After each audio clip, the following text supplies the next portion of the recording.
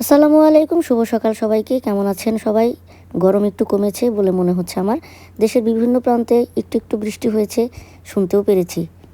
সকাল সকাল অনেক কাজ থাকে, সব কাজের নমুনা তো দেখানো সম্ভব নয়। এই মাঝে মাঝে এদের পিছনেও আমাকে সময় নষ্ট করতে হয়। তারপরে যদি বাজার থেকে আসে মাছ, তাহলে তো কোনো কথাই নেই, কাজ আরও বেড়ে যায়। আজকেও এর ব্যতিক্রম নয়। তো যাই হোক, অল্প অল্প করে সব কিছুই করবো, তবে সব কিছু ভিডিওতে তুলে ধরা সম্ভব নয়। চিংড়ি মাছ আনা মাত্রই ভালো করে কেটে ধুয়ে পরিষ্কার করে একদম খোসা ছাড়িয়ে নিয়েছি, কারণ আজকে রান্না করব হালকা মশলা দিয়ে সুন্দর করে ঝোল তরকারি।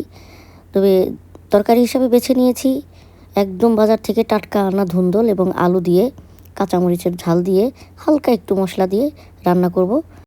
আপনারা যারা আমার ভিডিও দেখে থাকেন তারা অবশ্যই খেয়াল করে থাকবেন যে আমি কখন কোন মশলা দিলাম বা কী দিয়ে রান্না করলাম। স্পেশাল কোনো কিছু না হলে আমি সেগুলো উল্লেখ করতে যাই না, কারণ আমি জানি বাঙালি মেয়েরা হইতেছে রান্নায় অনেক বেশি এক্সপার্ট। তারা সব কিছুই জানে যে কোন তরকারি, কোন মাছ, কোন মাংস কিভাবে কোন পদ্ধতিতে কোন মশলা দিয়ে রান্না করতে হবে। তো আমি সেই পথেই এগোচ্ছি। আপনারা অবশ্যই বুঝে নিয়েছেন। এখানে আমি যেহেতু বলেছি হালকা মশলা দিয়েছি, হালকা মশলা দিয়ে একটু কষিয়ে নিয়েছি। এরপরে আমি কেটে রাখা ধুন্দুল এবং আলু এটার মধ্যে দিয়ে কতক্ষণ নাড়াচাড়া করে এবং ঢেকে দিলাম। ঢেকে দেওয়ার পরে দেখলাম যে এটার থেকে আস্তে আস্তে পানি উঠেছে।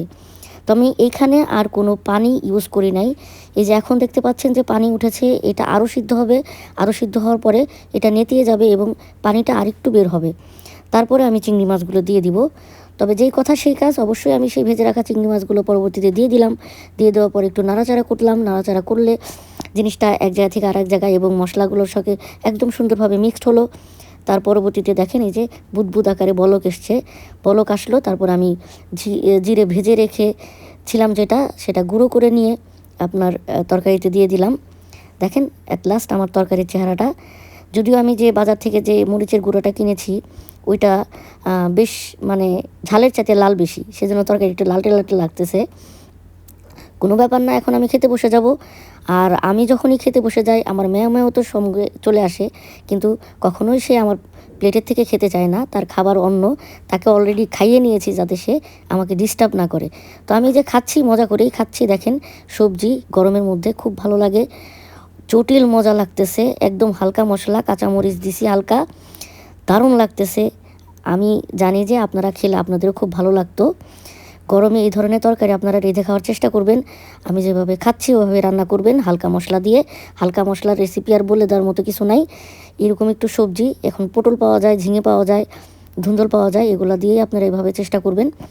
আর যাদের চিংড়ি মাছে অ্যালার্জি আছে তারা একটু চিংড়ি মাছটা অ্যাভয়েড করবেন, অন্য মাছ খাবেন। অথবা শুধু সবজি, অনেক সময় জিরার বাগার এবং পাঁচফোড়নের বাগার দিয়েও খাওয়া যায়। ভালো থাকবেন সবাই, আল্লাহ হাফেজ।